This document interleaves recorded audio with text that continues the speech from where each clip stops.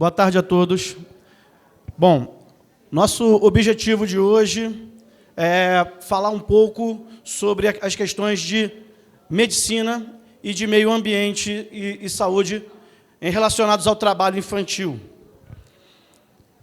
Nós vamos começar hoje, então, com a palestra, apresentando para a gente as questões médicas, e essa palestra vai tratar sobre questões médicas de saúde física e mental.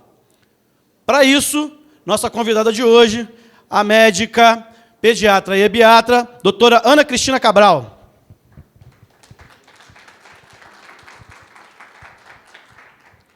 A doutora Ana Cristina Cabral trouxe uma convidada, que nós também vamos saudar, a doutora Ana Carolina Teixeira, que vai apresentar a saúde para a gente, a saúde mental. Por favor, doutora.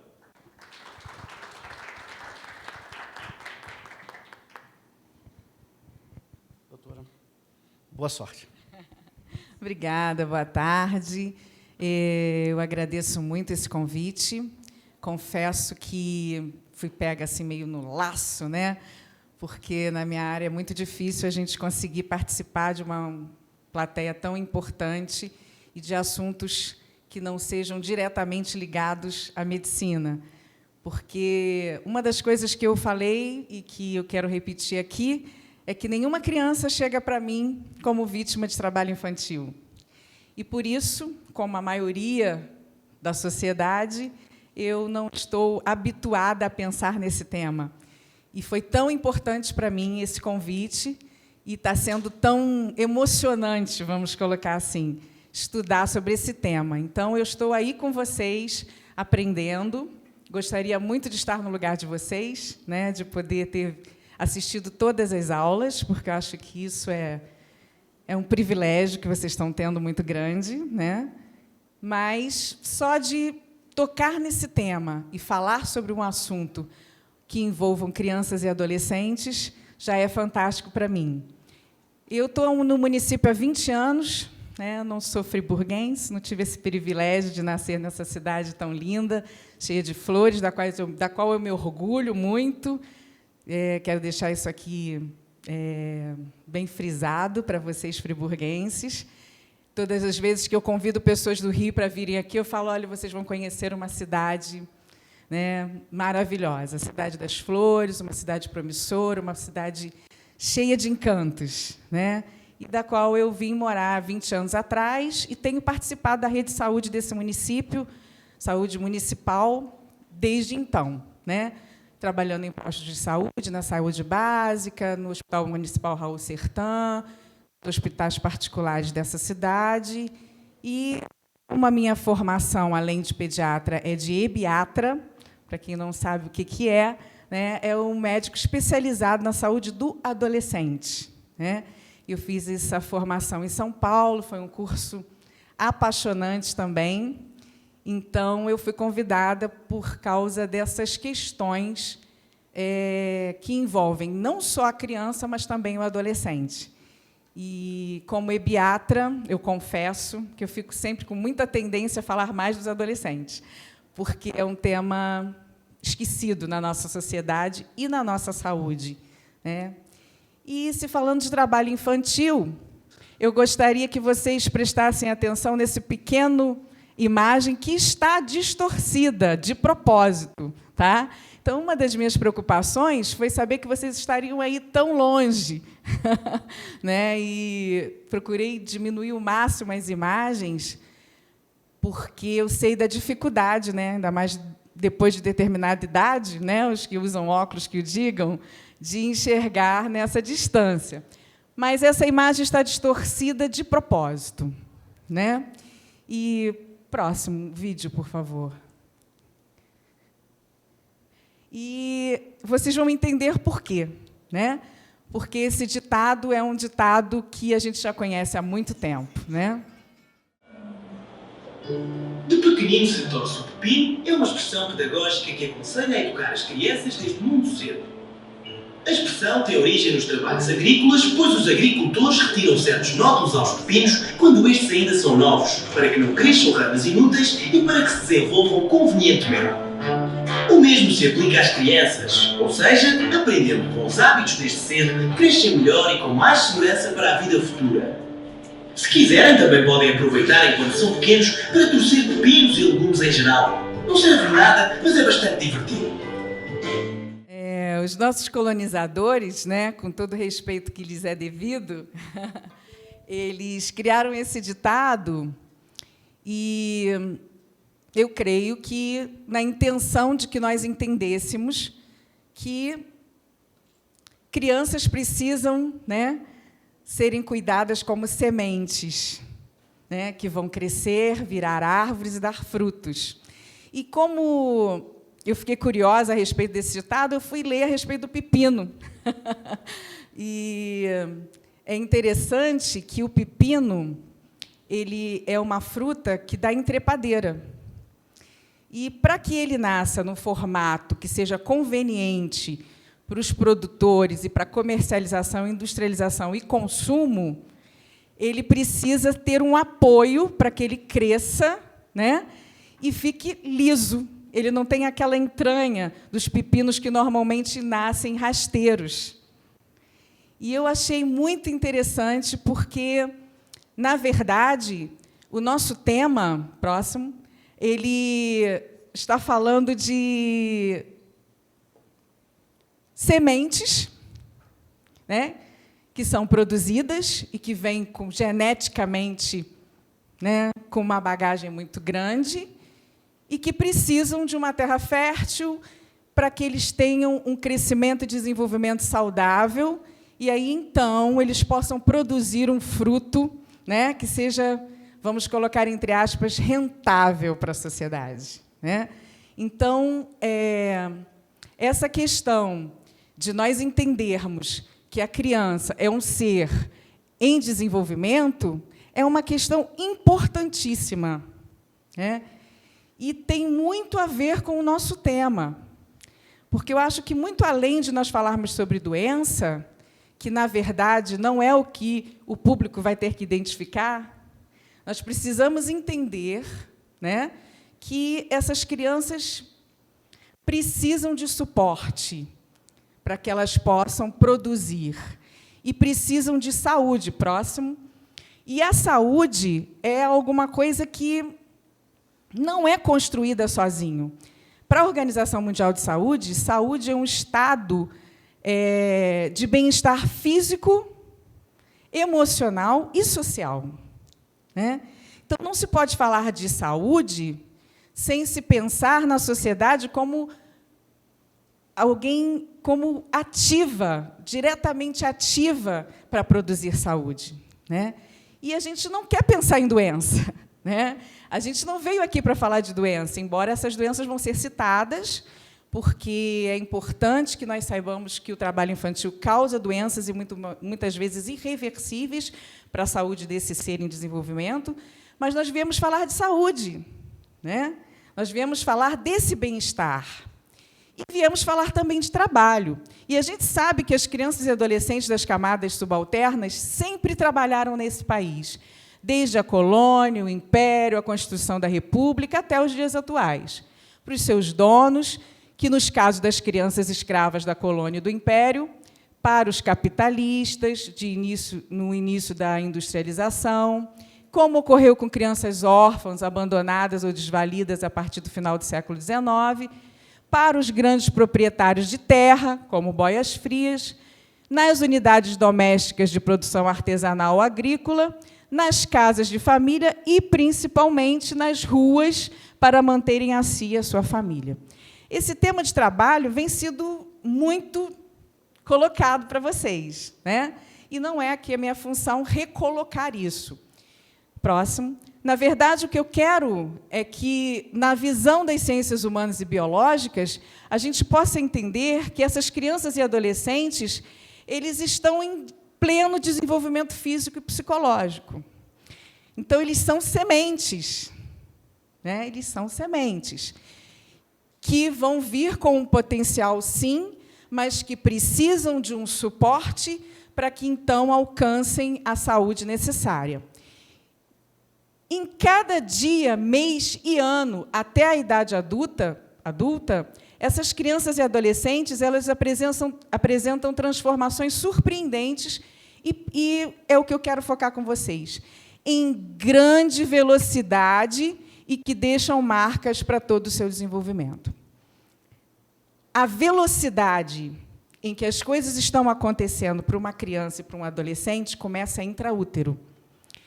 E isso é um grande milagre. Se a gente começar a pensar nisso, a gente vai perceber que a sociedade como um todo ela está, na verdade, cuidando do milagre, porque o milagre já vai acontecer. O que nós precisamos é não interromper esse processo.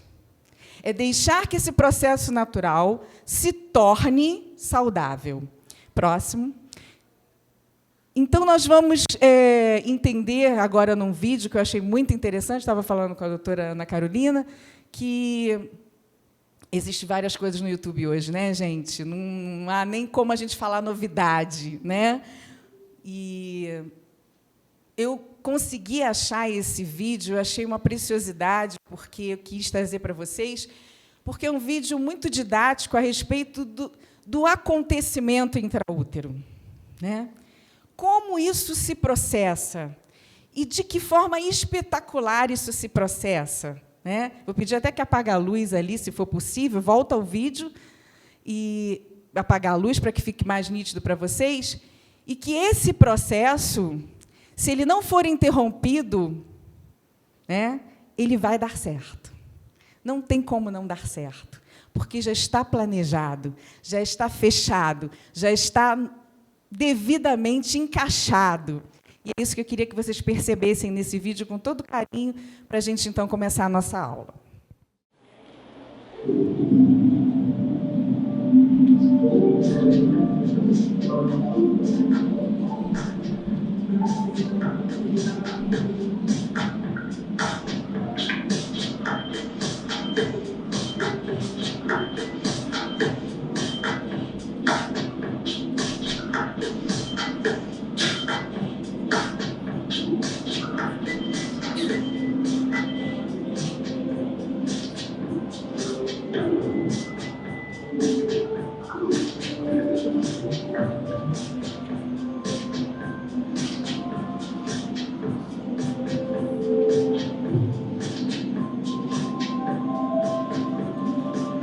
Na semana seguinte à fertilização, o óvulo fecundado avança até o útero.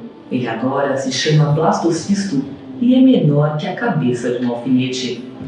Em poucos dias, as células do zigoto formam grupos distintos. As células de dentro darão origem ao bebê. As do lado externo formarão a bolsa amniótica e a placenta. O blastocisto perde, então, sua camada protetora e se implanta na parede do útero. É a nidação. Na quinta semana de gravidez, o bebê tem o tamanho de uma sementinha de gergelim. As células que estavam no interior do blastocisto se organizam. O embrião começa a tomar forma, surgem os primeiros órgãos. A pele do bebê é transparente e dá para ver o cérebro e a medula espinhal. Nessa fase, o sistema circulatório do bebê também se forma, e é aí que o coraçãozinho começa a bater. Por enquanto, o bebê se parece mais com um girino que com um ser humano. Ele recebe nutrientes e oxigênio pelo cordão umbilical. O cordão está ligado à placenta que acabou de se formar. Na nona semana, o embrião perde a pequena cauda que tinha e fica cada vez mais parecido com uma pessoa. Já tem braços e pernas, dedinhos, boca, nariz, olhos e o princípio das orelhas. O bebê tem agora o tamanho de uma uva e pesa apenas alguns gramas. É incrível como uma única célula pode se transformar tão rápido na inconfundível silhueta de um bebezinho. Com 10 semanas de gravidez, o bebê tem o tamanho de uma noz. Ele está passando de embrião a feto. O rosto está formado e começam a surgir os botões dentários que virarão os dentes. A partir de agora, os órgãos crescem rápido. A membrana que ele tinha entre os dedos já sumiu. As unhas e as impressões digitais estão em formação. O bebê abre e fecha as mãos e contrai os dedos dos pés.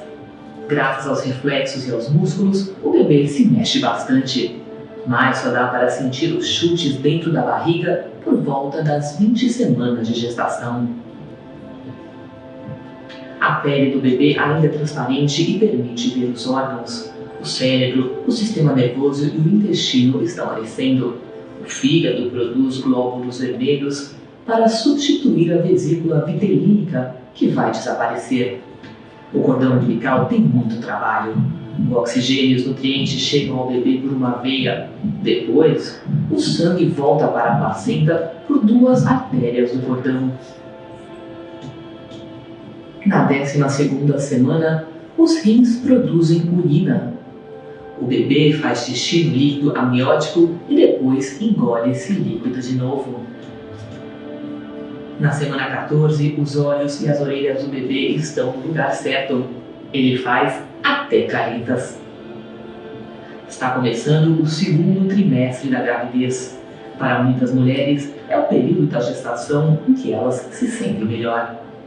Entre 15 e 20 semanas, o bebê dobra de tamanho. À medida que o corpo cresce, o sistema nervoso amadurece rapidamente, conectando o cérebro ao resto do corpo.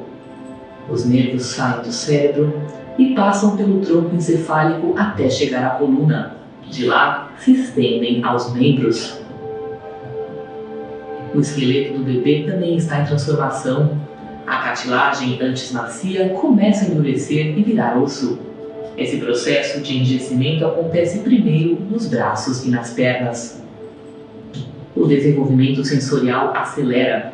O cérebro do bebê está designando áreas especiais para olfato, paladar, audição, visão e tato. Agora o bebê já consegue ouvir as batidas do coração da mãe, assim como sua voz. É hora de ler ou cantar em voz alta. Alguns bebês nessa fase até chupam os dedos. Com cerca de 18 semanas, as mães entram em uma das fases mais emocionantes da gravidez, a de sentir os movimentos do bebê.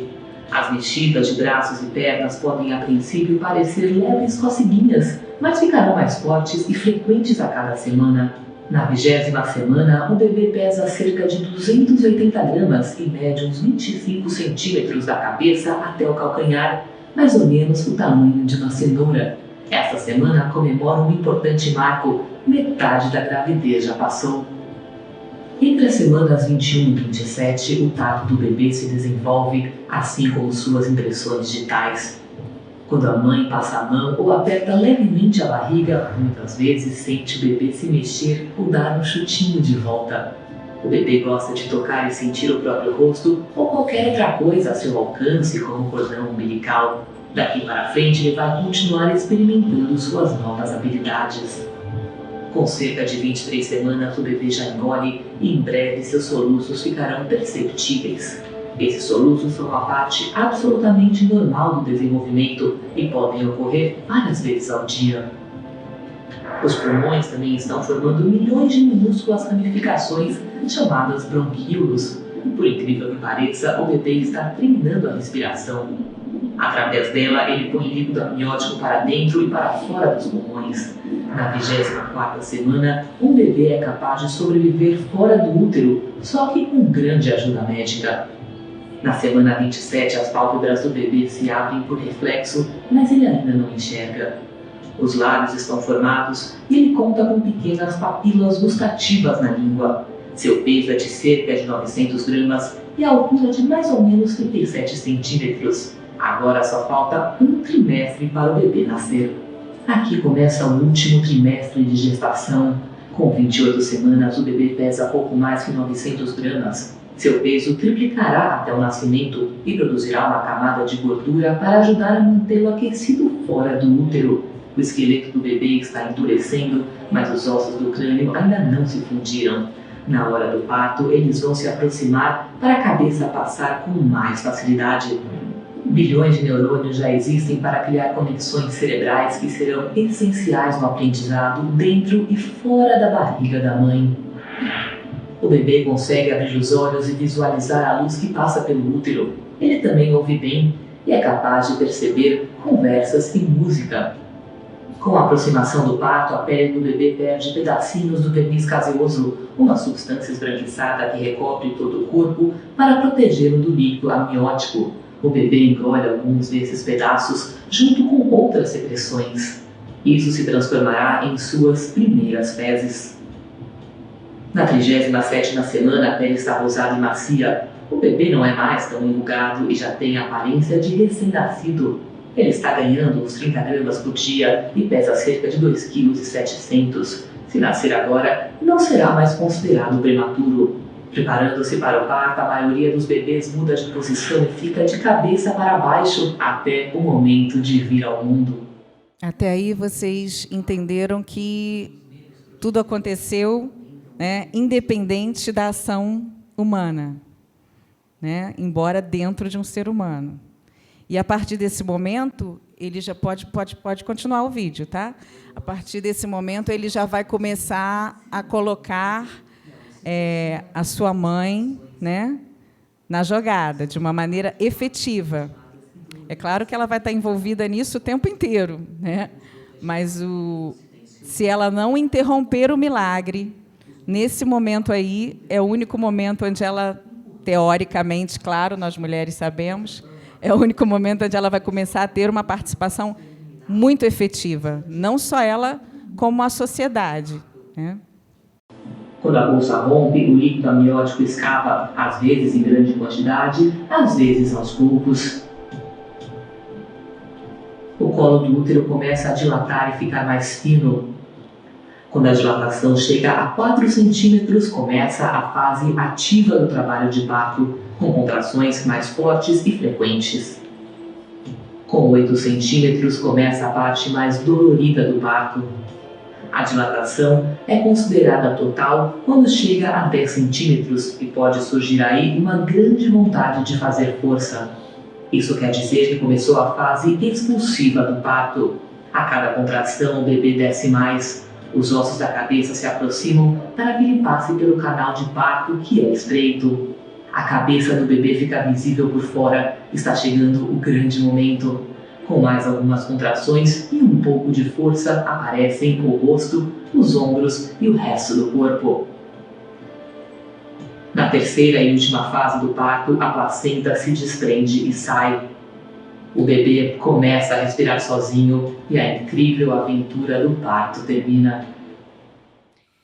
Muito bem, emocionante, né, gente?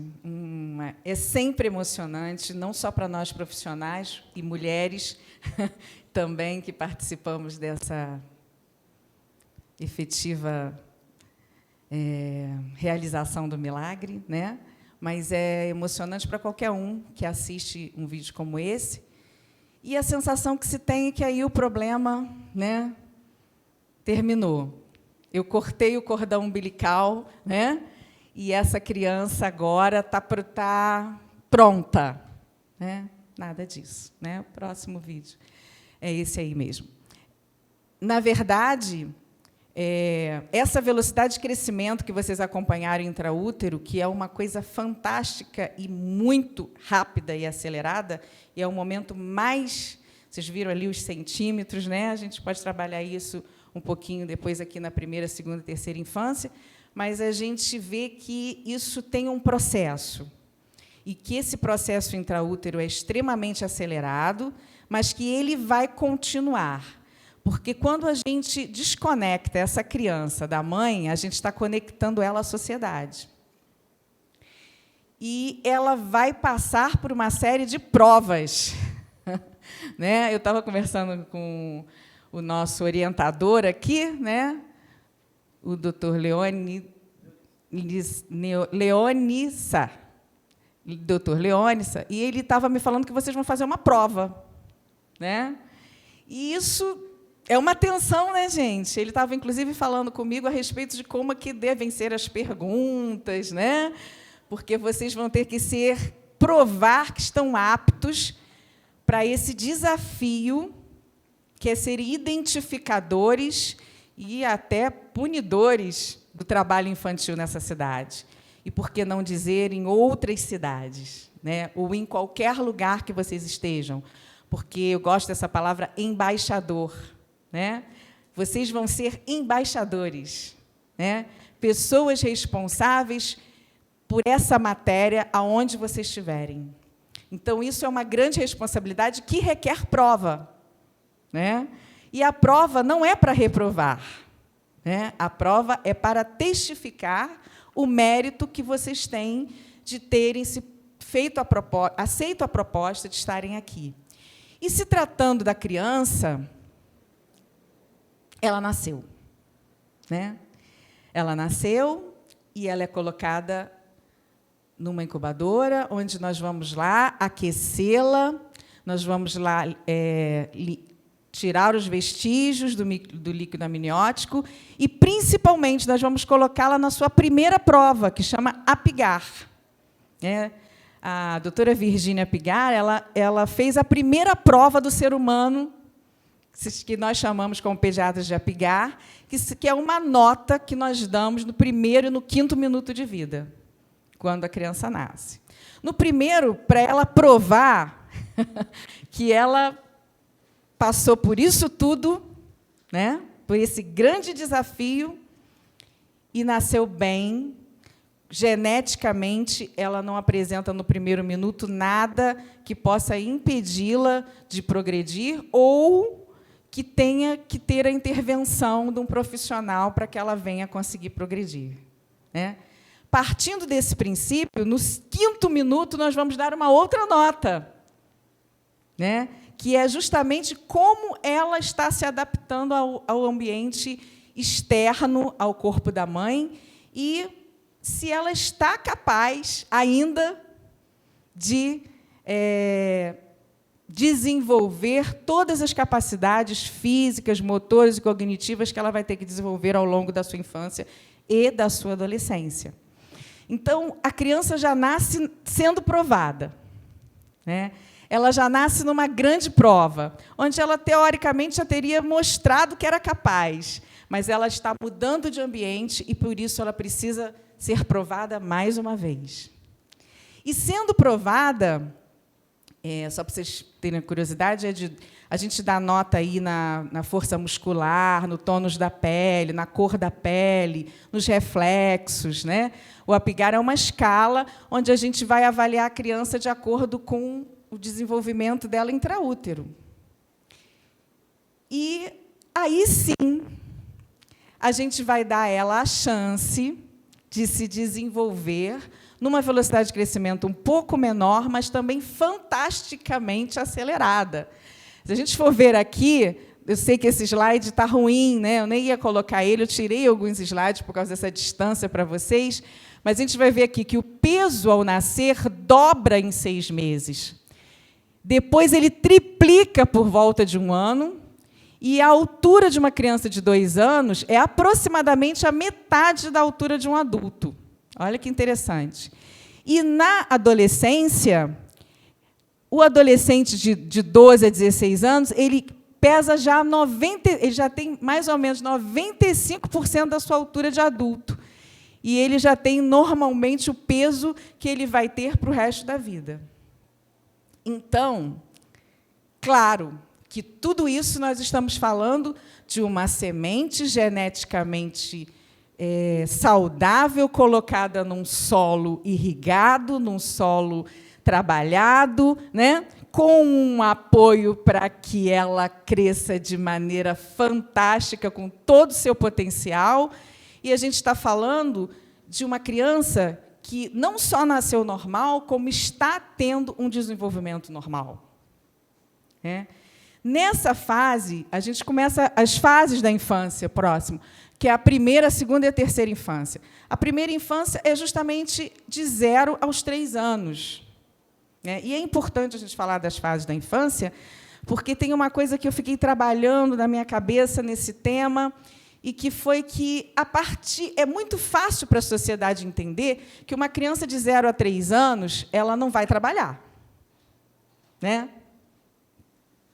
Teoricamente, né? A sociedade identifica uma criança na primeira infância como uma criança.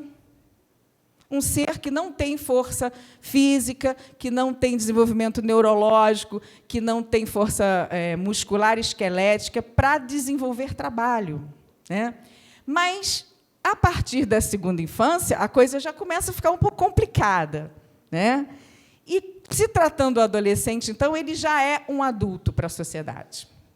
Então, se a gente começar a pensar aqui, na primeira infância, a gente vai lembrar de uma série de coisas que um bebê de 0 a 3 anos tem que fazer, né? É a parte dele, né? Sugar, por exemplo, o seio materno, que é uma coisa que a gente sempre fica muito impressionada, né? Como é que o bebê nasce e a gente já coloca no peito e ele já sabe o que fazer, né? Ele já nasce com o reflexo da sucção, entre tantos outros reflexos que vão nos dar dicas de que ele está bem. Então, ele está fazendo a parte dele, né? Ele está fazendo a parte dele. Se ele não for impedido, de alguma maneira, ele vai realizar a parte dele. Mas qual é a nossa parte, né? Vamos começar lá do seio materno. Qual é a parte da mãe? A parte da mãe, além de gerar esse bebê e de acolhê-lo, né, com toda a equipe multidisciplinar no primeiro minuto, é dar a ele o que ela tem de melhor. E o que ela tem de melhor? O leite materno.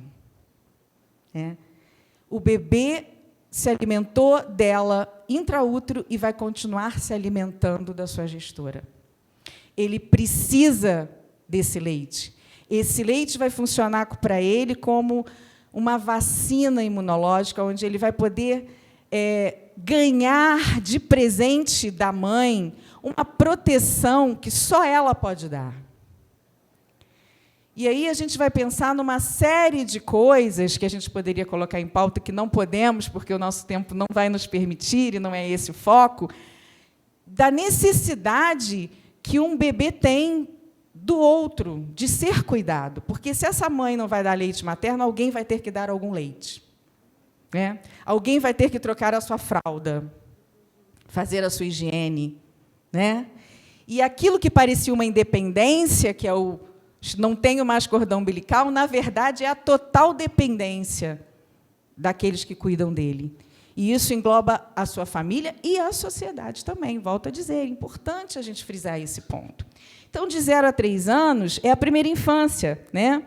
E, além disso, a gente vai considerar ele um bebê. O bebê é um dorminhoco. Ele dorme 16 horas por dia. E isso não é à toa. E eu vou abrir um parêntese aqui para os adolescentes, que vai ser o nosso finalizador dessa etapa aí, que também é outro dorminhoco e que também não é preguiça, né? Nós produzimos o hormônio do crescimento durante as 2 primeiras horas do sono. Então, a hipófise ela entende que ela tem que estimular o hormônio de crescimento a partir da 2ª hora do sono.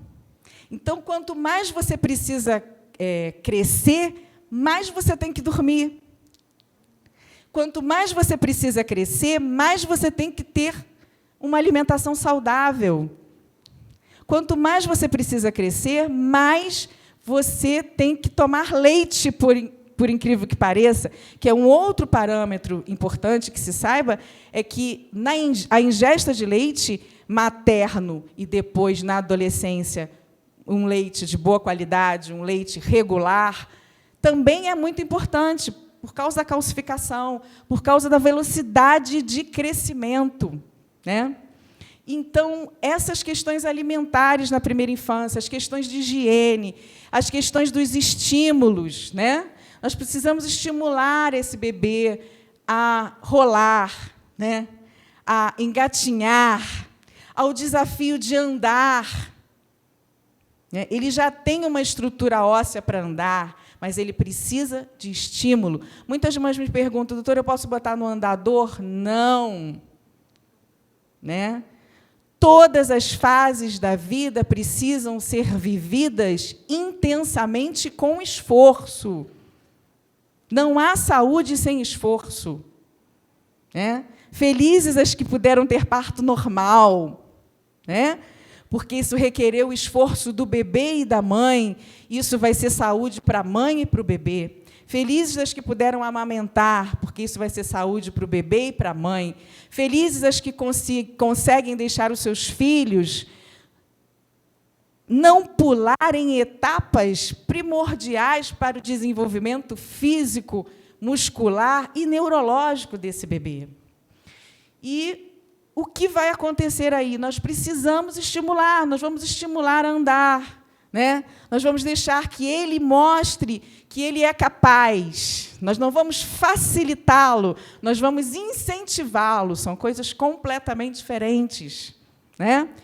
E nós vamos começar a dar a eles condições, até os 3 anos de idade, de identificarem culturalmente que tipo de linguagem eles vão usar. Olha que coisa difícil, né? Essa criança, ela vai ter que identificar a linguagem, ela vai ter que andar, ela vai ter que, na primeira infância, começar a identificar o seu ambiente. Então, tudo isso deveria dar a ela... Desculpa, beber um golinho d'água aqui, eu estava paquerando a água. Tudo isso deveria dar a ela o direito às imunizações, por exemplo, o direito a dormir, o direito a andar limpo, o direito a ser acariciado, a ser tocado. Vocês viram que coisa curiosa que eu achei? Assim, a gente sabe as coisas, mas quando a gente vê no vídeo é completamente diferente, né? A questão das primeiras fezes da criança, né? Quer dizer, o que solta da pele, aquele cásio todo, né? Vão virar as primeiras fezes e ela vai precisar ser limpa, higienizada, né? E tudo isso vai requerer muito dos seus cuidadores. E dela vai requerer uma saúde que vai muito além de não estar doente. É uma saúde onde a prevenção, os cuidados e a conscientização de que aquele ser está ali como uma semente é muito importante. E a gente vai entrar na segunda infância, que é de 3 a 6 anos. 3 a 6 anos, a gente vai identificar aí uma fase importantíssima também, que, embora a criança cresça menos fisicamente, cognitivamente, ela está no seu auge. A gente pode falar aqui que é a fase onde ela aprende a coordenar o corpo, né? Então, de 3 a 6 anos, ela está naquela fase da brincadeira, né? De descobrir os seus membros, de descobrir o seu corpo. Elas passam a escolher sabores. Vocês viram que coisa incrível da papila lingual, né? Que é um sistema sensacional, né? E elas passam a escolher, a identificar quem elas são, num processo bem menor, mas já identificar os seus sabores, né? As suas mudanças. De 3 a 6 anos, elas começam a identificar aonde ela vive, quem são os seus familiares, né? O que isso vai significar para ela, o que ela, dentro do contexto familiar, ela vai receber ou não. Então, ela está em pleno desenvolvimento. A comunicação começa a ficar mais nítida, e ela tem os seus amigos imaginários, porque ela ainda não tem uma vida social ativa, né? Ela tem os seus amigos imaginários, ela tem os seus brinquedos, ela tem a sua vida, onde ela começa primeiro a se descobrir, para depois descobrir o outro, que aí nós já vamos entrar aí na terceira infância. E, nessa fase da segunda infância,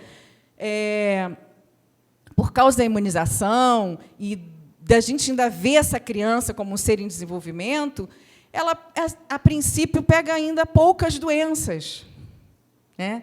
Quando vai chegar na terceira infância, de 6 a 7 anos, que é aquela infância onde é marcada pela sociabilização, pela escola, né? E não é à toa, tá, gente? Ninguém escolheu 7 anos. Eu fui alfabetizada aos 6, 7 anos. Hoje em dia já não é bem assim, né? O sistema educacional mudou muito, e as pessoas falam, não, hoje as crianças já nascem escrevendo, lendo, elas já podem... Não é verdade, né? Tudo tem o seu tempo, já disse o sábio Salomão, né? Há tempo de nascer, tempo de crescer, tempo de plantar e arrancar o que se plantou, né? Neurologicamente, e o sistema músculo-esquelético também necessita de tempo, né? Uma das coisas que eu coloquei aqui, quando eu fui convidada, é que não cabe a mim ensinar a vocês nem doenças, nem questões relacionadas ao desenvolvimento músculo-esquelético e neurológico nas suas minúcias. O que eu quero que vocês entendam, e que é importantíssimo, porque vocês vão ser diplomatas, volto a dizer, vocês vão ser educadores da sociedade, é que há um tempo, né? Esse tempo, na terceira infância, é um tempo de reconhecimento da sociedade, dele como um indivíduo que está contido dentro dela, né? O tempo da terceira infância, de 6 a 12 anos, é aquele tempo onde começa a haver os grandes perigos, né? Perigos sociais, perigos físicos, perigos neurológicos. Por quê? Quando a criança sai de casa e vai para a escola, ela deixou de ser vista só pela família, pelos seus mais próximos. Ela vai ser vista por uma rede que vai identificar, por exemplo, que ela não enxerga bem. Por exemplo, que ela tem deficiências neurológicas de aprendizado. Por exemplo, que ela não anda bem, né? Porque, às vezes, a família diz, ela é igualzinho o pai e a mãe, né? Ela tem uma deficiência na marcha, mas o pai dela era assim, né? Ela era magrinha, mas o pai também era, né? E, nessa fase, as crianças começam a ser vistas como seres sociais, no sentido de que outras pessoas vão olhar para elas e elas mesmas vão se olhar se comparando com os seus semelhantes.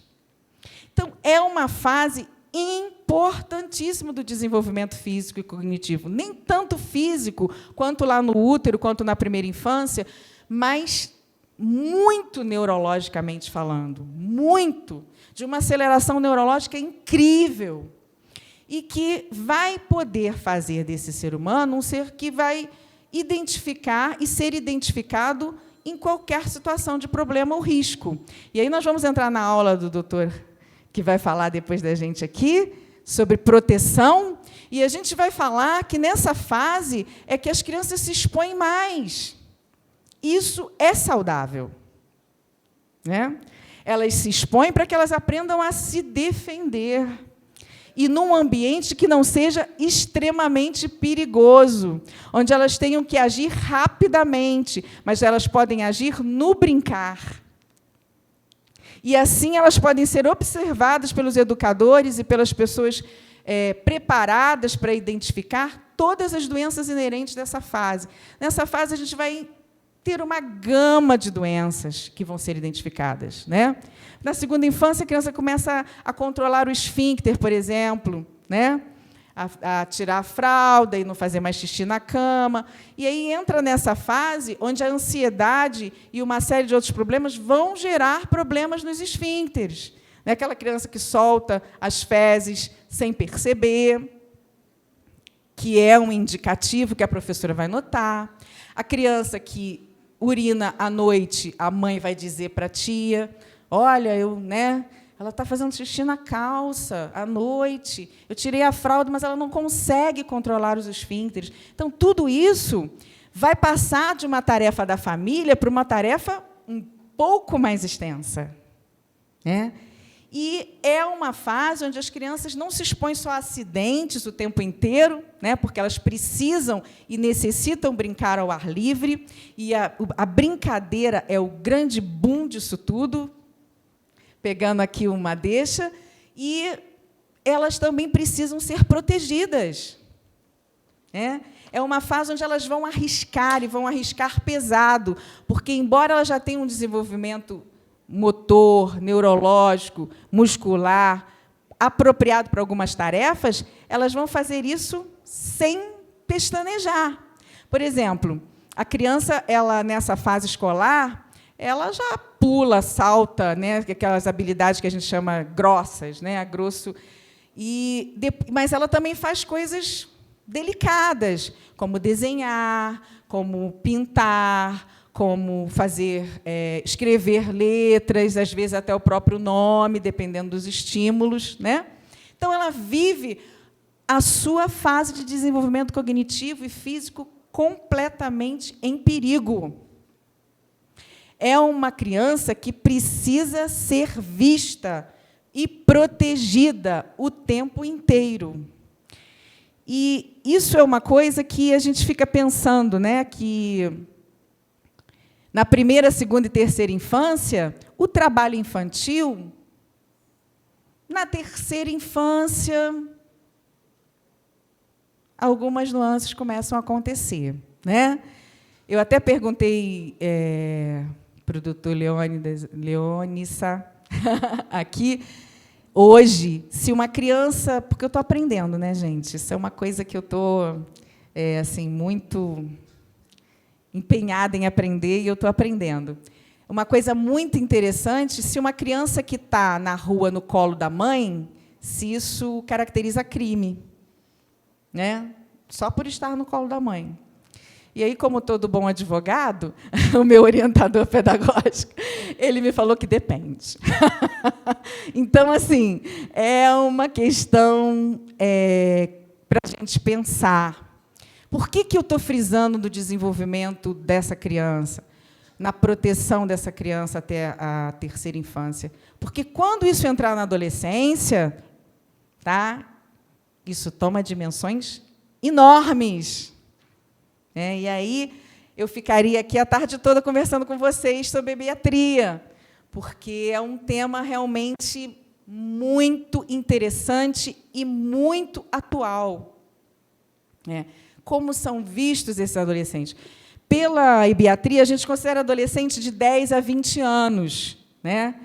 Mas o ECA considera de 12 a 18. Então, a gente tem uma diferença aí por causa da maneira de nós entendermos o que é a saúde do adolescente. Por quê? Porque esse adolescente, aos 10 anos, ele entra numa fase que a gente chama de púbere. Ele é um adolescente onde ele está exposto a uma carga hormonal imensa e sensacional. E aonde ele vai? A hipófise vai estimular o hipotálamo, que sempre esteve estimulando para produzir o hormônio do crescimento, só que, em algumas etapas, isso se torna mais intenso. E, quando chega na adolescência, essa carga hormonal vai a um pico onde esse FSH e esse LH vai produzir GH e vai direto no ovário. E ele vai estimular o ovário a produzir os 2 hormônios que vão marcar essa fase, que é a fase puberal, que é a puberdade. Essa carga hormonal que essa criança, em fase de desenvolvimento até chegar à idade adulta, recebe, ela é marcada por coisas, vamos dizer assim, impressionantes. O primeiro é o estirão do crescimento, porque, na adolescência, o adolescente ele vai crescer até alcançar a idade adulta, né? Ele vai ter o pico hormonal que vai fazer o estirão do crescimento. Para vocês terem uma ideia, pode passar o próximo slide. Próximo. Essa fase púbere, que a gente chama, quer dizer o desenvolvimento da capacidade de fertilizar. Então, ele é o desenvolvimento onde aquela criança está passando por uma fase de transição, onde ela vai sofrer um pico hormonal e ela vai alcançar a sua capacidade reprodutiva. E, quando ela sofre esse pico hormonal, onde ela tem a sua primeira menstruação e a sua primeira ejaculação. Isso também é uma coisa interessante para se dizer, viu, doutor? Porque até aqui a gente focaliza muito a mulher, né? E a gente fala que a mulher é o grande administrador da vida humana, vamos colocar assim. O que na sociedade tem mudado e muda a cada dia, né? Tem coisas que realmente só nós vamos poder fazer. Mas, a partir do momento em que a criança vem aos cuidados de alguém, toda a estrutura familiar vai se mobilizar para isso, e é o que a gente espera que aconteça.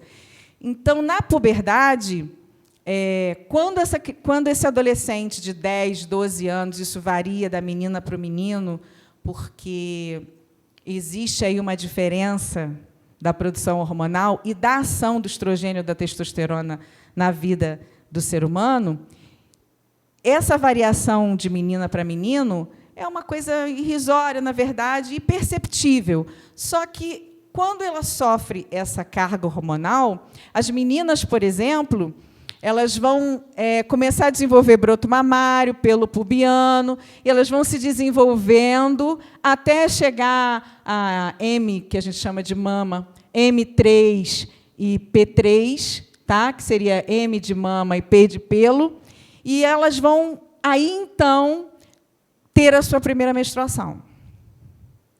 E, depois que elas tiverem a sua primeira menstruação, essa velocidade de crescimento, passa o próximo, essa velocidade de crescimento que vindo de uma maneira estrondosa até essa idade, alcança uma estabilidade. Por quê? Depois que ela menstrua, ela já tem 95% da altura que ela vai ter. Porque aí vai acontecer um outro fenômeno muito importante, que é o fechamento das cartilagens epifisárias e o crescimento estável, onde ela vai ganhar, aí, no máximo, 6 centímetros. Então, depois da menstruação e da primeira ejaculação, viu, meninos?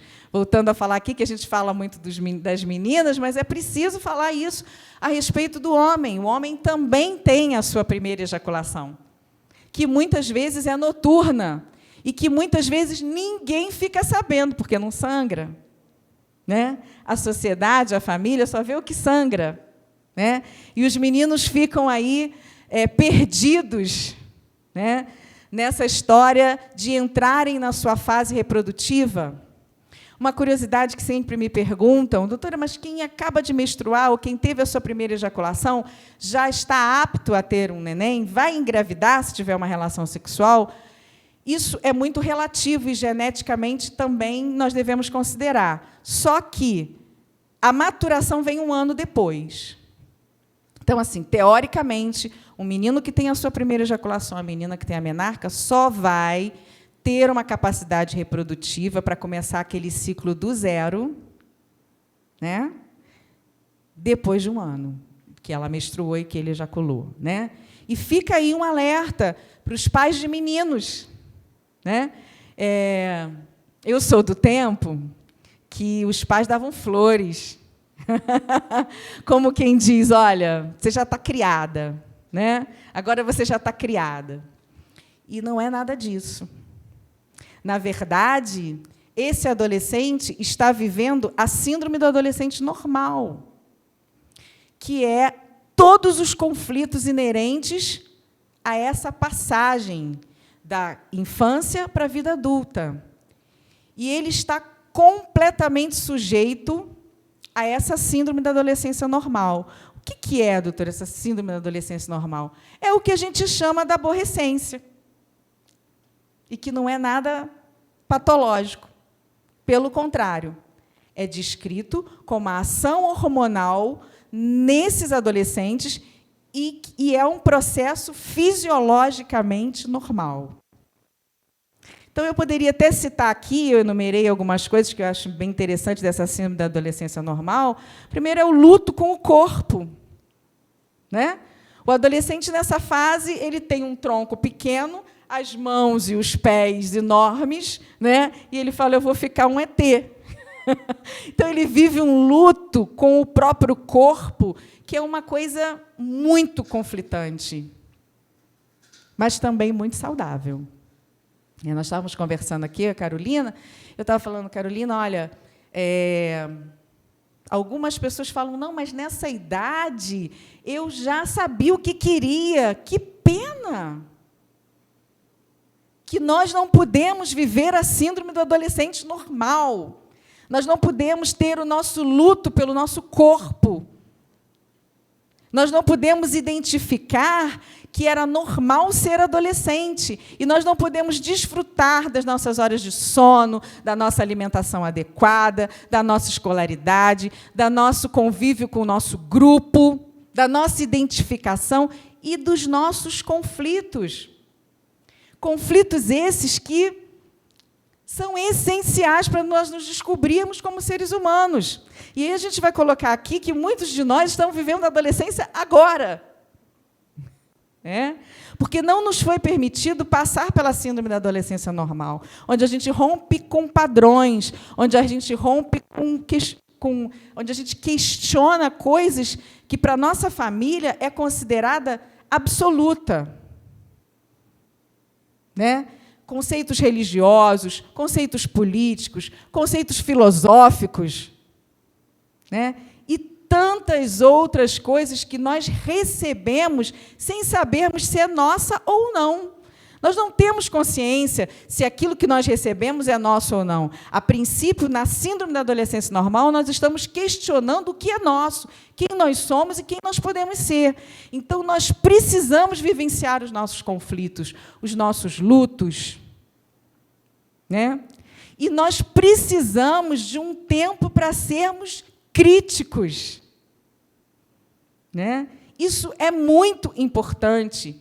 A sociedade vê o adolescente como um ser problema. E aí nós vamos voltar lá no nosso princípio da nossa aula sobre a questão do pepino. Quando a gente quer falar de problema, fala, isso é um pepino. Isso é um pepino por quê? E nós vamos ter que responder essas perguntas no final da aula. Mas o que eu queria que vocês entendessem, pode passar o próximo, é que essa carga hormonal que o adolescente vai receber vai fechar um ciclo que vai de físico, quando ele vai parar de crescer, muscular, quando ele vai desenvolver toda uma capacidade muscular que ainda está sendo processada, até social. Se nesse estirão de puberal todas essas coisas vão acontecer, esse adolescente ainda está precisando de cuidados.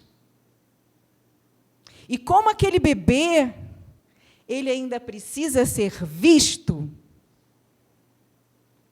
não como um pepino, problema, mas como um pepino que pode ser produtivo, que pode trazer para a sociedade, para a sua família, e principalmente para ele mesmo como indivíduo, produtividade. Saúde, pode passar o próximo, pode trazer saúde. Porque muitas vezes a gente pensa que saúde é uma questão estática, e não é. Estático é estar doente. Ter saúde é uma questão que requer muito esforço, tanto do próprio ser em desenvolvimento, quanto da sociedade. A saúde vai requerer de nós um trabalho. E esse trabalho deve ser feito na preservação dela e não na destruição dela.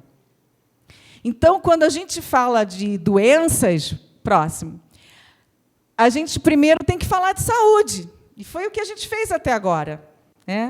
Nós falamos o que é ser saudável, o que é o desenvolvimento saudável, o que é de se esperar das etapas da infância e da adolescência de maneira saudável. E aí a gente vai pensar na questão da doença, que é justamente o tema que me foi proposto, que eu vou falar menos, porque eu prefiro falar de saúde do que de doença. Mas as doenças são sempre relacionadas a agentes que vão interferir nesse processo de saúde. Então, aqui nós vamos ter agentes físicos, biológicos, químicos, fisiológicos, e de organização do trabalho e das posturas dos diferentes trabalhos. Próximo. E aí a gente vai dar uma passada em que tipo que vocês já sabem. E a sociedade também. Nós não estamos falando de um tema que a sociedade não saiba. Nós estamos falando de um tema que a sociedade se omite. É diferente, né? Então, aqui, a gente vai colocar uma série de trabalhos. Por exemplo, um trabalho na cerâmica, por exemplo, né? Uma criança que trabalha numa cerâmica, colhendo barro, dando liga ao barro, molhando barro, né, operando máquina, queimando tijolo. O que vai acontecer com esse ser em desenvolvimento? Ela vai ter uma jornada excessiva, né? Ela vai ter uma ausência de vínculos empregatícios, vocês já trabalharam isso aqui, e ela vai ter peso excessivo sobre essa musculatura e sobre esse esqueleto que está em desenvolvimento. A cartilagem está aberta, e qualquer trauma que for colocado ali vai antecipar o fechamento dessa cartilagem, e essa cartilagem vai ficar deformada. E essas lesões, quando a cartilagem de crescimento está aberta, são, na maioria das vezes, irreversíveis. Então, a gente tem os riscos aí, nesse ambiente, por exemplo, de picadas de animais peçonhentos, cortes, né? O esforço, que é sempre, em qualquer trabalho, além da capacidade da criança, tem o risco de mutilações, as dermatoses, né, as contaminações com a água, os riscos à exposição de poeira, riscos respiratórios. Para vocês terem uma ideia, todo o sistema ainda está em formação, como a gente viu, né? A única coisa que costuma se fechar nesse desenvolvimento esquelético, muscular, é a amígdala e a adenoide, e o timo, que seca. O resto é um processo de aceleração celular que está sendo concretizado todo dia, mas que ainda não foi totalmente concretizado. Até a adolescência, como a gente vê. Então, pode passar próximo. Então, você pensa bem nessa figura, né? Uma criança que tem a cartilagem aberta e que está com esse peso sobre a cabeça. Próximo. A gente tem aqui também, aí nós vamos falar de diversos, madeireira, por exemplo, também, onde você tem falta de higiene, né? Ambiente insalubre, falta de saneamento, de água potável, de instalações sanitárias, exposição a peso também, exposição a ruído, né? Surdez irreversível, cegueiras irreversíveis por acidentes. Uma coisa é você pegar um idoso e ele ficar surdo. Outra coisa é você pegar um adolescente e ele ficar surdo. Vocês pensam na gravidade de uma vida inteira sujeita a essa deficiência. Que tipo de trabalho ele vai poder executar se ele for um deficiente visual, um deficiente auditivo, ou tiver qualquer deficiência que seja irreversível? Então, aqui, por exemplo, a gente pode pensar na higiene, que é uma coisa tão importante. Para vocês terem uma ideia, a menina, quando ela tem a primeira menstruação, o pH vaginal muda completamente. Ela começa a ter infecções urinárias, vaginites, vulvovaginites, né? Por causa da questão hormonal. Porque ela está se tornando uma mulher produtiva e, para isso, ela precisa mudar o pH. Então, você imagina uma menina que está trabalhando nessa idade e que não tem horário para fazer... Ela tem, aliás, horário para fazer xixi, só na hora do almoço. Né? Então, o que vai acontecer com essa saúde que está em andamento, da qual ela está se esforçando, o organismo está se esforçando para manter? Esse ciclo vai ser quebrado. E ela vai começar a desenvolver infecções decorrentes do trabalho, né? Da exposição. Ela vai começar a ter problemas respiratórios muito sérios, né? Se ela já vem geneticamente acompanhada de uma carga propensa a problemas respiratórios, nessa fase, onde ela está em conflito com ela profundamente, vamos colocar o adolescente, estou puxando para o meu lado, tá, gente? O que vai acontecer com isso aí? O que vai acontecer é que ela já não se cuida, está em conflito com o corpo, já tem que se higienizar mais, tem que ingerir alimentos saudáveis para ter proteção, e ela vai estar exposta justamente ao contrário do que se espera. Além do conflito com ela vai ser cobrada. E vai ser cobrada e colocada à prova num sistema onde ela ainda não está devidamente preparada para responder. Então, vamos lá, próximo. Você vê lá esse slide da madeireira, né? Olha essa criança. Quem é essa semente? Onde ela está sendo plantada? Olha o esqueleto dessa criança. Quantas vezes ela se alimenta por dia? Né? Que tipo de pele ela tem? Que tipo de pulmão está absorvendo essa carga, né, de substâncias químicas, físicas? Próximo. A gente vai pensar também em tantos outros, mas eu estou citando alguns que eu achei mais interessantes, como mexer com carvão, né? E aí trabalhar com questões respiratórias de pele também fisiológicas, no sentido de que gases, poeira, jornada excessiva. É uma coisa que eu tenho certeza que vocês já trabalharam aqui, né? Mas pensa nós, adultos. Quantas vezes tudo que você quer é sair do trabalho? Porque você não aguenta mais cumprir horários. E coloca isso num ser adolescente vivendo sua síndrome da adolescência normal, seu luto. E você vai imaginar que esse ser tem que ser melhor do que você? Ah, mas eu não tive. Que pena. Se nós, como sociedade, começarmos a desejar para o outro aquilo que não foi possível para nós estamos, sim, evoluindo. Senão, nós estamos apenas repetindo padrões. Então, vamos lá. E aí, nós vamos... Pode passar. Nós vamos aí a uma série de trabalhos. Próximo. Nós vamos, por exemplo, a cortar couro, né? E aí a gente vai envolver também milhões de coisas químicas, com lesões neurológicas, né? E a esforços repetitivos, né? Se nós que somos adultos temos a síndrome, o LER, né? Estarmos sempre repetindo os mesmos movimentos e a gente ficar com bursite, tendinite, né? Imagine uma criança. Isso basta a gente parar para pensar um pouco nas condições em que essa criança é colocada. Aqui em Friburgo, a agricultura é muito comum, né? E a gente vê a questão dos agrotóxicos. Isso eu ainda pego um pouco, né? Ninguém chega para mim no Raul Sertã e fala assim: olha, doutor, eu vim trazer meu filho porque ele está com crise de asma, porque ele foi exposto ao agrotóxico. Né?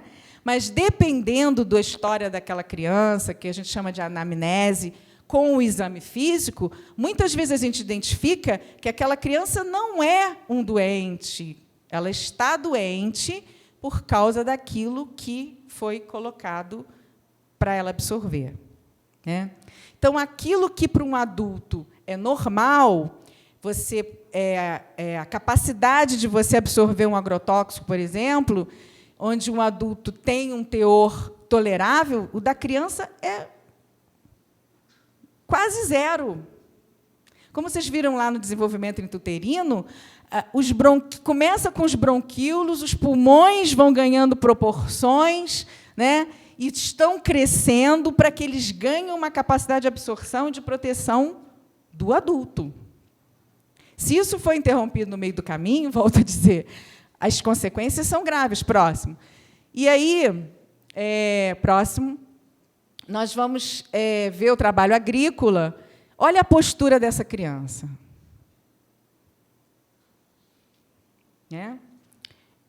Olha a postura. Ah, mas ela não está carregando peso. Mas ela está exposta a sol, a agrotóxico, e ela está com uma postura inadequada para a idade dela. Então, não é difícil a gente pensar que tudo isso torna as crianças e os adolescentes vítimas das nossas decisões, vítimas da nossa visão. E por isso a nossa visão é tão importante. E por isso vocês estão aqui para ver. Porque é vendo que se age. Então, próximo. Nós poderíamos falar, por exemplo, de trabalho no comércio. É aquela velha história, mas ele está me ajudando. Ele está te ajudando, mas quais são as condições que ele está tendo de trabalho? Como é que ele está comendo? Quando ele está fazendo xixi? Quando ele está brincando? Ai, mas ele acha uma brincadeira estar me ajudando no balcão. Até uma determinada idade, ele vai achar sim, porque ele ainda não se identifica como um ser com direitos. Tudo para ele é uma brincadeira. Mas vai chegar uma idade onde ele vai se tornar contraditório. E aí, aquela criança que ficava no balcão com o pai já não quer ficar mais. E aí ele virou o vira-casaca da família. E aí nós vamos ter,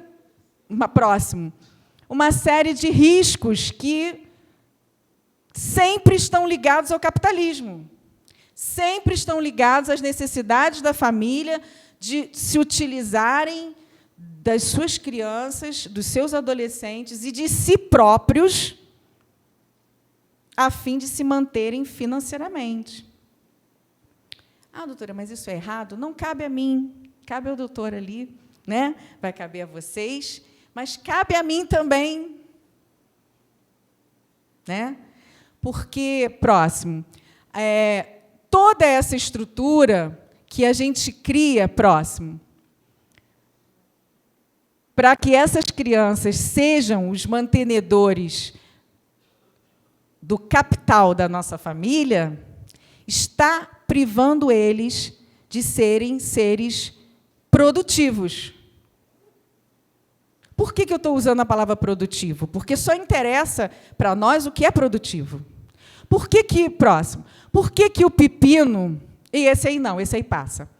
Por que o pepino é considerado um pepino?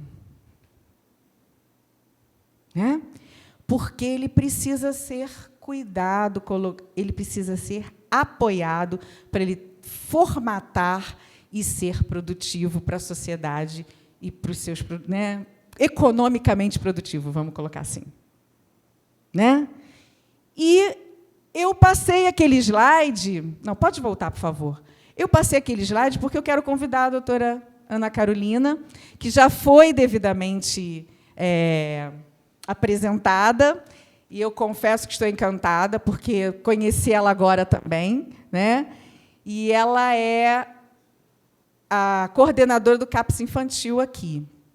E uma coisa muito interessante, quando eu preparava o que falar, e quando eu percebi que eu não deveria falar de doenças, mas de saúde, e quando eu percebi que, para vocês, o meu público de hoje, o importante era entenderem que a criança é um ser em crescimento e desenvolvimento ativo, rápido, e que precisa ser cuidado para, então, se tornar produtivo, foi que isso não é uma saúde só física. Vamos voltar lá no que é saúde. Saúde é um estado pleno de bem-estar físico, social, que vocês já estão trabalhando, e eu convidei a doutora Ana Carolina para falar do estado psicológico, que é tão importante quanto, e que, como eu não tenho casos para trazer para vocês, ela tem, porque ela trabalha com isso o tempo inteiro dentro do município.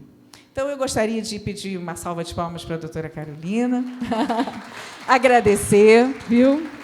E dizer que é uma honra para a gente recebê-la aqui e que você fique à vontade para nos falar sobre essa saúde que também é tão escondida como aquele slide, mas que precisa ser colocada em pauta.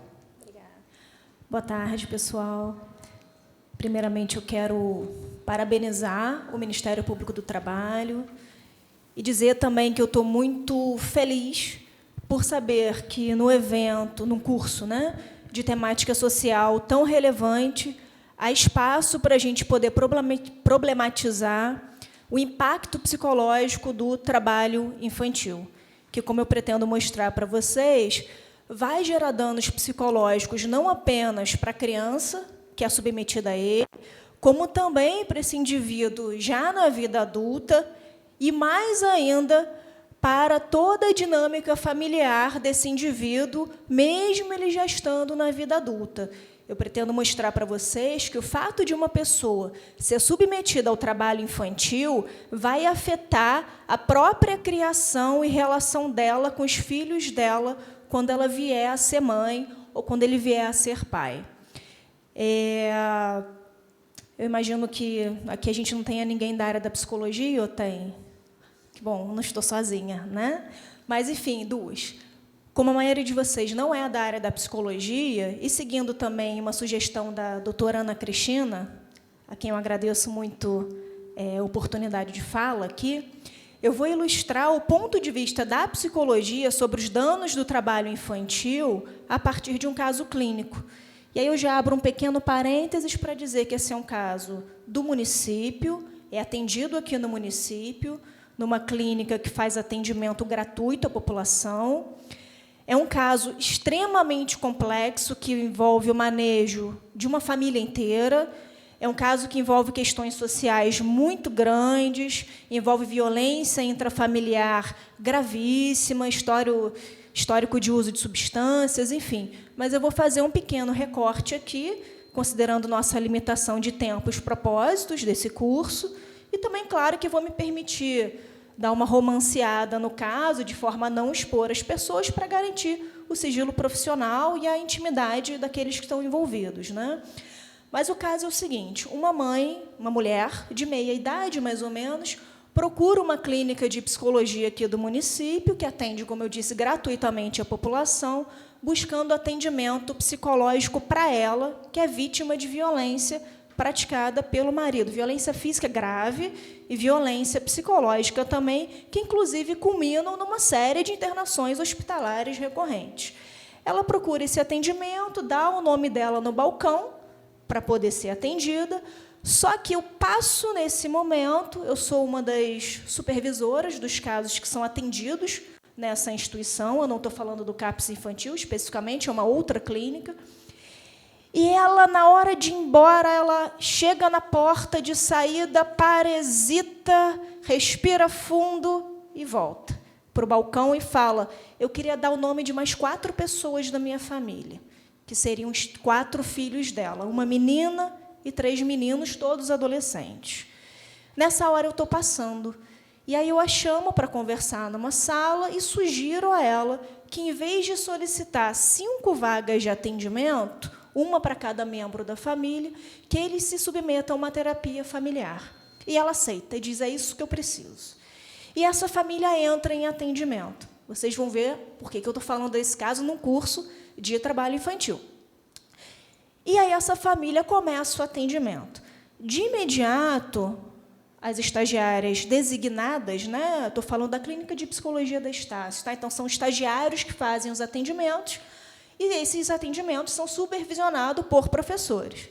As estagiárias que começam a atender essa família, de cara ficam impressionadas com alguns dados. Primeiro, a situação de extrema pobreza que essa família vive.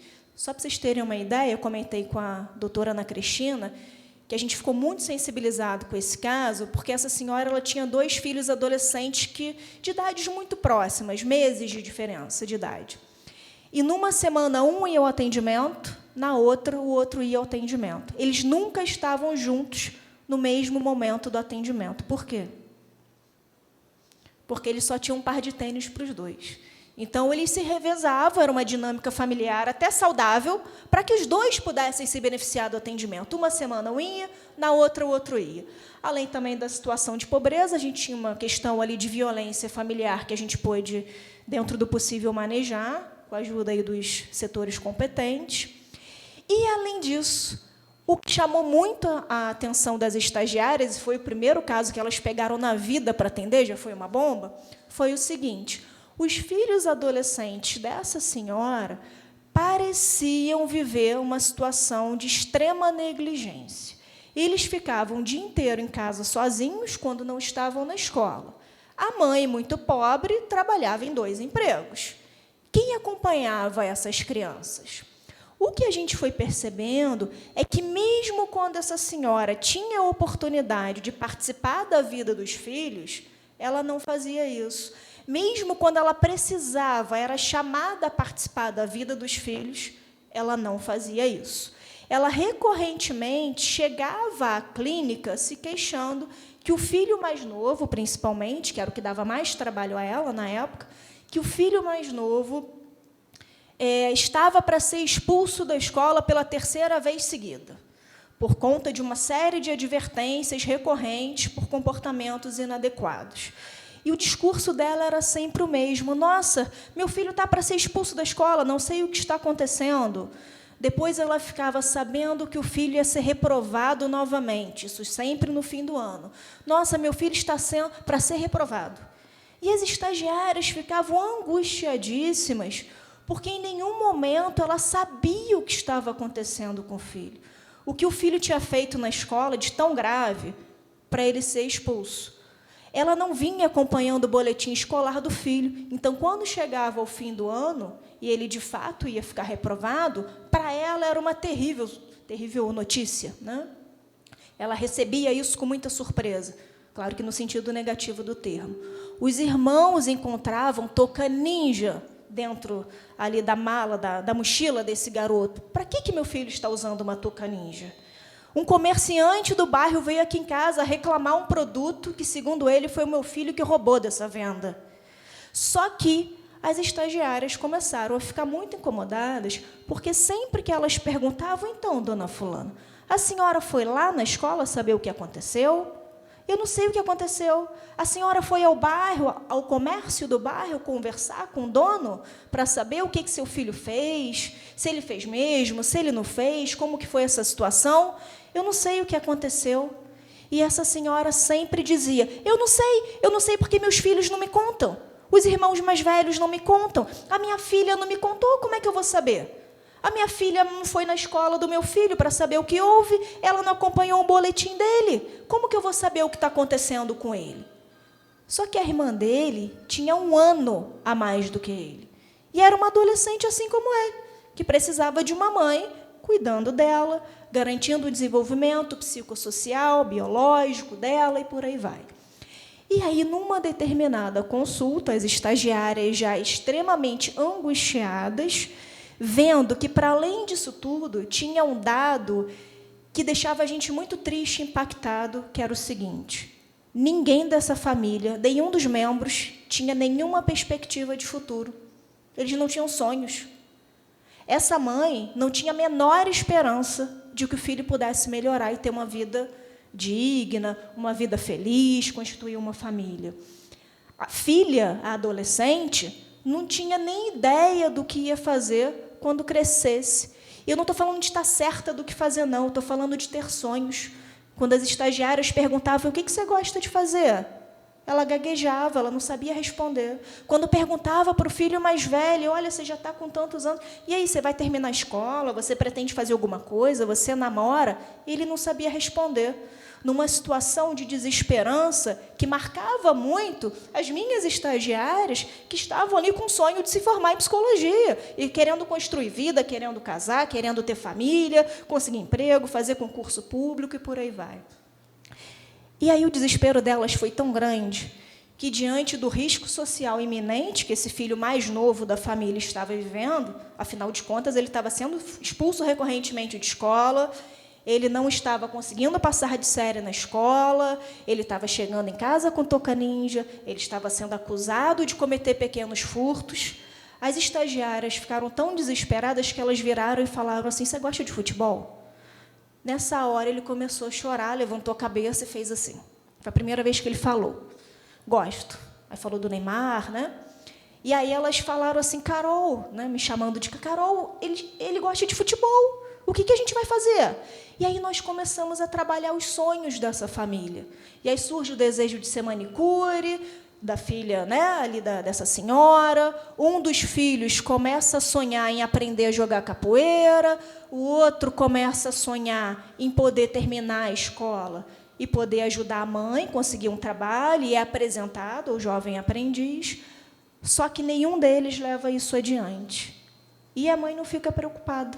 E a gente fica assustado, pensando: nossa, estamos diante de um caso de negligência familiar. Vamos acionar os órgãos competentes. Alguns, inclusive, já acompanhavam essa família. E a gente percebe que não se tratava de negligência.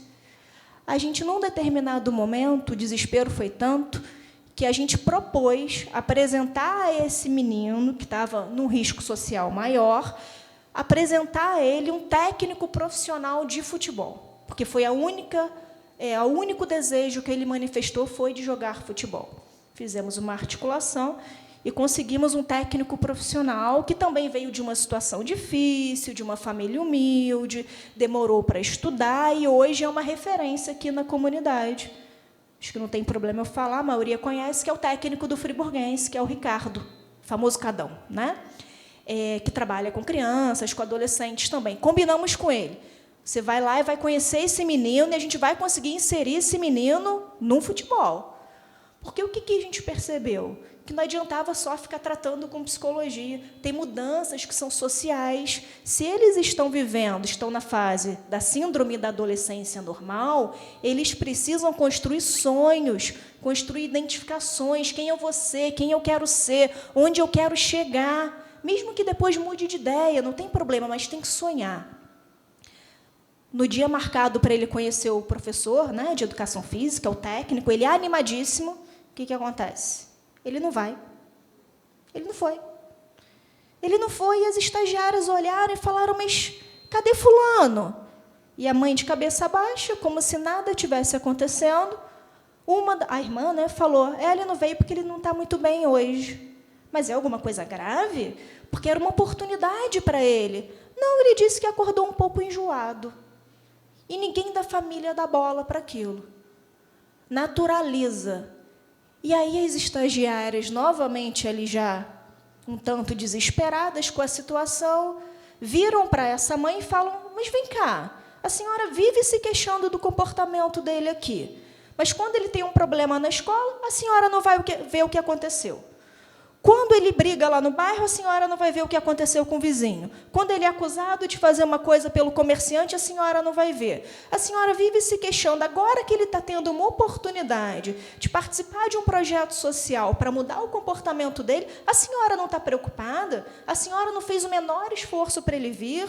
A senhora não acredita? A senhora não quer que seu filho melhore? Nessa hora, ela começa a chorar copiosamente, mas chora, soluça, o ponto da gente ter que interromper um pouco a sessão, a consulta, pegar água para ela chora muito na frente dos filhos, novamente uma terapia de família, e ela vira e fala o seguinte, aí é por isso que eu trouxe esse exemplo: acho que eu preciso falar do que aconteceu comigo aos 8 anos de idade.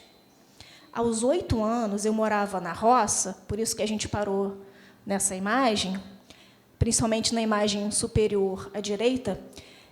Aos 8 anos, eu morava na roça, eu era a única irmã, a única filha, dentre 9 filhos homens, e a minha mãe virou para mim e falou: você já tem 8 anos de idade, agora é a hora de você assumir responsabilidade pela casa e pelos seus irmãos.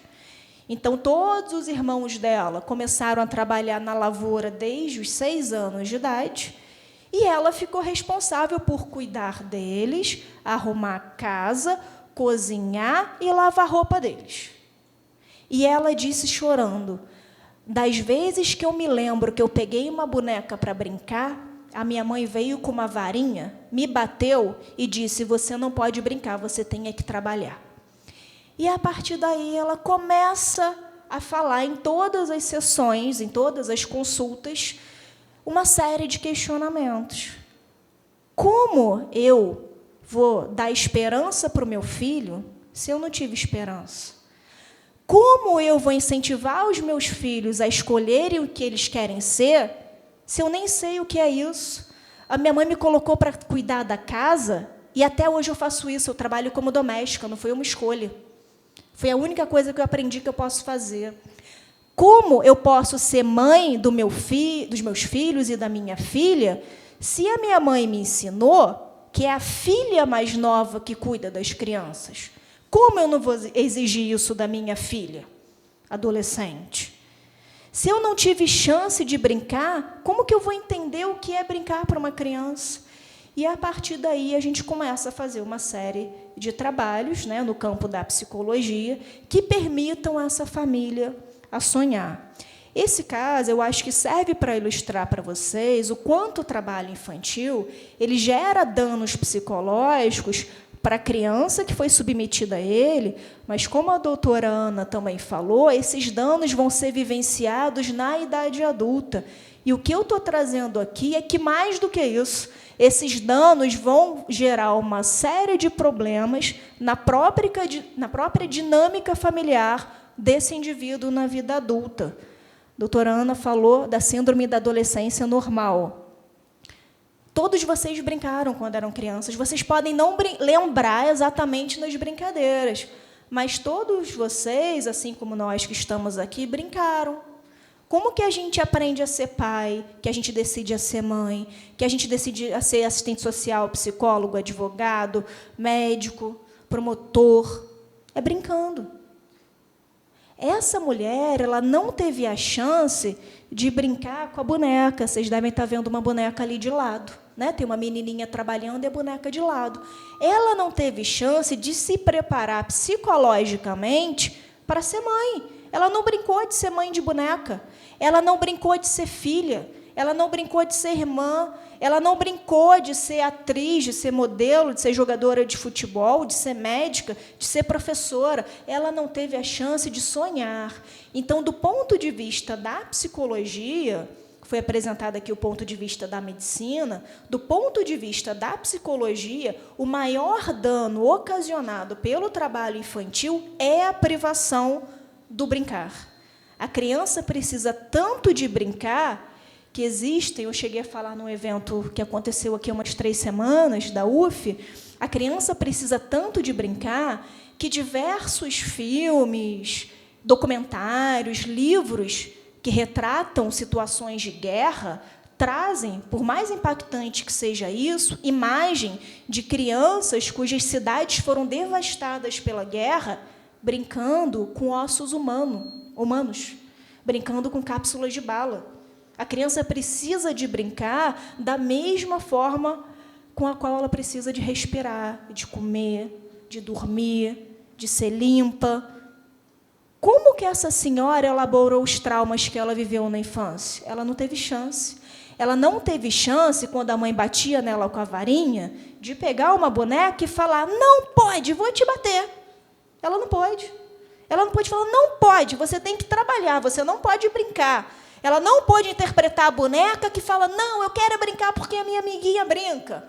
Ela não teve essa oportunidade, porque ela foi privada de brincar, porque na hora de brincar ela estava trabalhando. E as consequências, eu estou trazendo para vocês, ela deve ter começado a trabalhar, se ela começou com 8 anos, tem mais aí de 35 anos que isso aconteceu. E até hoje as consequências psicológicas desse fato estão ali interferindo não apenas na vida dela, porque agora ela se dá conta, nem meu trabalho que eu exerço hoje eu pude escolher, mas também interfere no futuro das próximas gerações, porque os filhos dela estão sendo privados de sonhar e de brincar. E se a gente não intervir, os filhos dos filhos dela também vão ser afetados por um trabalho infantil que aconteceu, teve início há uns 30 e poucos anos atrás. eu quis trazer esse caso porque eu acho que ele ilustra, eu acabo não expondo, não estou falando de criança, é uma pessoa já na vida adulta, que me autorizou, está aqui também, tá? É um caso que já está com a gente há muito tempo, e que eu acho que encaixou bem com a fala da doutora Ana Cristina. Tá? Vou deixar aqui a palavra com ela. Bem, muito obrigada, doutora Ana Carolina. Primeiro, quero pedir perdão ao próximo palestrante pela nossa invasão do tempo dele, né? E quero terminar a minha palavra, pode passar o próximo, citando um versículo bíblico que está lá em Provérbios, que diz: ensina a criança no caminho em que deve andar, e mesmo quando for idoso, não se desviará dele. Esse versículo diz que há um caminho onde nós estamos com a criança e com o adolescente. E cabe a nós, como profissionais das diversas áreas que nós somos, próximo, a identificar quem é o pepino, aonde está o pepino e, afinal de contas, quem cuida do pepino. Muito obrigada. Eu agradeço de todo o coração o próximo a essa oportunidade. Quero dizer para vocês que o trabalho pode e deve ser um ato criativo, livre, consciente, voluntário, que leve o indivíduo a um crescimento pessoal e de ação social. Mas é necessário cuidar desses seres em desenvolvimento, de maneira a proporcionar a adultos emocional e fisicamente promissores. Obrigada pela oportunidade. Sejam diplomatas nessa cidade. É o desejo de todos nós. Coisa linda, hein? Só para a gente preparar aqui, a gente vai para o intervalo. Tem perguntas para as doutoras? Sim, mas tem alguma pergunta que a gente precise? Não dá para sair daqui com dúvida. Um monte eu sei que tem, de dúvida. Mas alguém quer perguntar? A gente vai dar um intervalo e, a exemplo do que aconteceu na semana passada, né, tem ali um lanche lá no refeitório para que a gente possa se preparar para a segunda parte. Só para um dado, para a gente guardar aqui a respeito do que foi dito, o trabalho infantil doméstico, o Brasil, estima-se, números de 2016, que 180 mil crianças estejam submetidas a esse tipo de trabalho. 95% das meninas que foram identificadas em trabalho infantil tinham problemas respiratórios, que eles chamaram de nariz puído, devido ao uso de substâncias, de materiais de limpeza, causando danos. Muito comum nesses casos, aquilo que se chama de dupla ou tripla jornada para essas crianças submetidas, porque elas têm que trabalhar, geralmente numa casa externa, elas têm que ir para a escola e depois elas têm uma outra jornada em casa. Então, assim, esses números só ajudam a gente a entender o que foi apresentado aqui. Essa falta da chance de brincar, e você vai construir uma sociedade doente no futuro. Vamos para o intervalo.